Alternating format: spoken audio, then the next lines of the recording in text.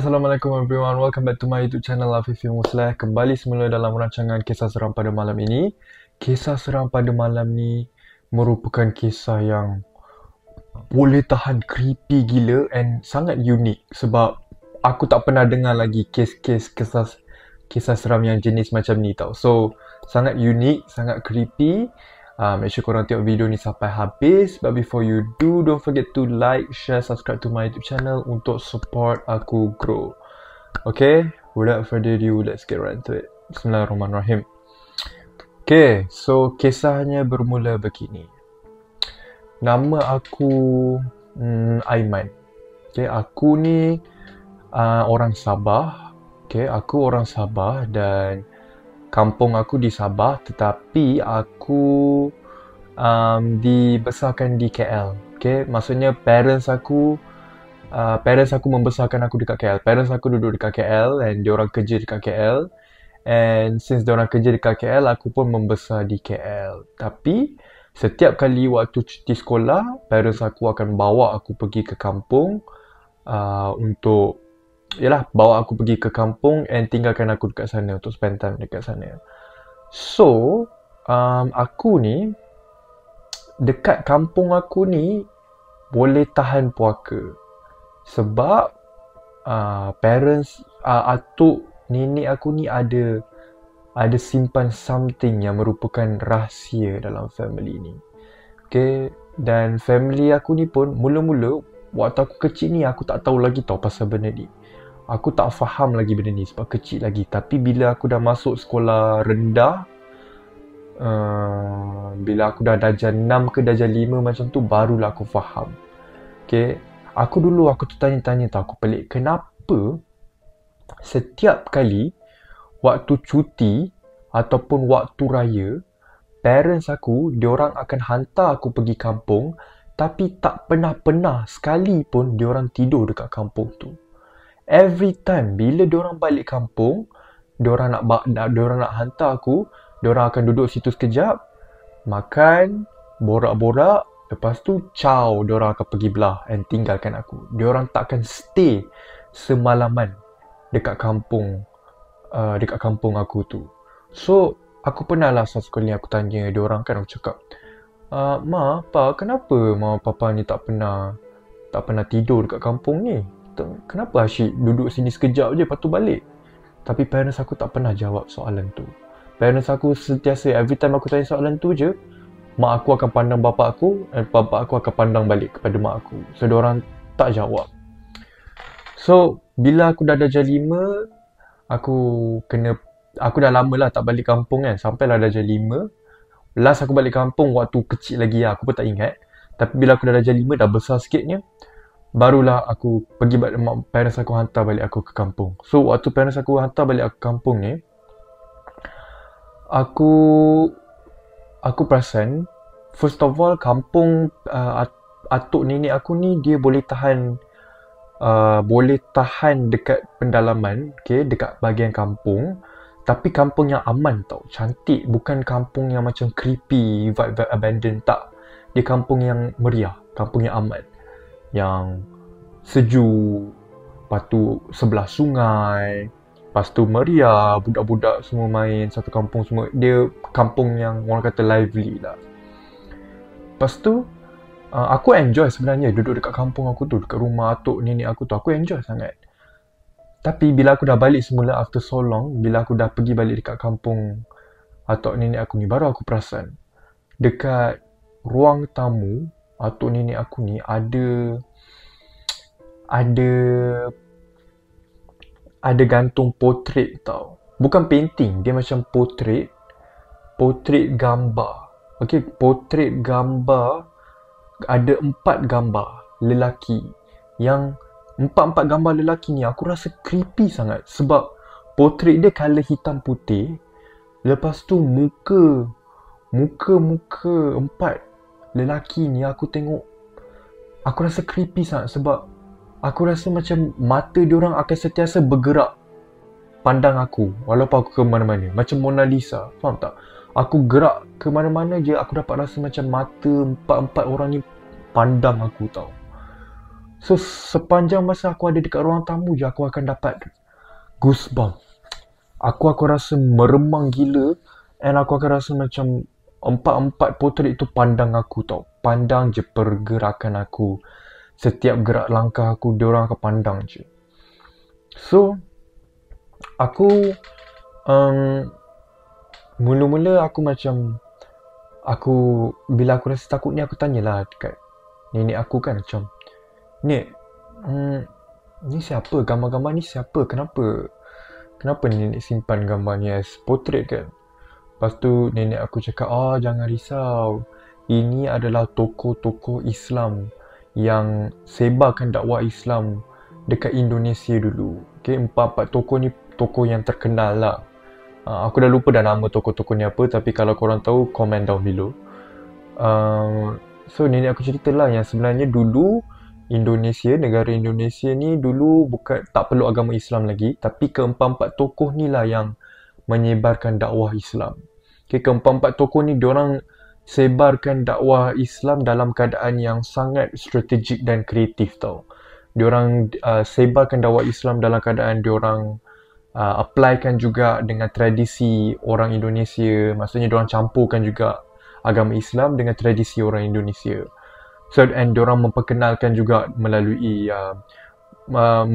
diorang promote agama Islam tu melalui muzik, melalui wayang kulit, ikut tradisi orang Indonesia. Sampailah slow-slow, makin lama makin ramai orang Indonesia boleh accept agama Islam tau. So empat-empat tokoh ni memang terkenal lah ketika itu. So keempat-empat tokoh ni mula-mula asalnya memang bagus lah sebab diorang sebarkan agama Islam kan. Tapi yang pengikut-pengikutnya tu, pengikut-pengikut yang makin keturunan makin bawah tu, ada sekumpulan pengikut yang betul-betul terlalu taksub dengan keempat-empat tokoh ni tau. Terlalu taksub to the point where diorang menyembah keempat-empat tokoh ni. Faham tak? Diorang sembah. So bila diorang dah sembah, menyembah kepada empat-empat tokoh ni, kat situlah mula jadi syirik tau. So dekat situlah keempat-empat tokoh ni macam asal-asalnya benda baik, diorang jadi tokoh yang menyebarkan Islam, tapi disebabkan pengikut-pengikut diorang yang terlalu taksub dengan diorang, and then to the point jadi menyembah, tu lah yang menyebabkan jadi buruk tu image keempat-empat tokoh tu. Dia macam lebih kurang macam Nabi Isa lah, Jesus Christ. Faham tak? Jesus Christ. Jesus Christ tu kan Nabi Isa sebenarnya. Nabi Isa tu kan menyebarkan agama Islam, tapi since ada pengikut-pengikut dia yang terlalu taksub dengan dia, to the point where diorang menyembah. Sebab itulah lahirnya agama Kristian. So keempat-empat tokoh ni dia ada penjaga tau. Okay, ada penjaga. Sebab waktu malam-malam, aku ingat lagi aku nak tidur, waktu malam pertama aku nak tidur, aku dapat dengar bunyi ada kaki berjalan.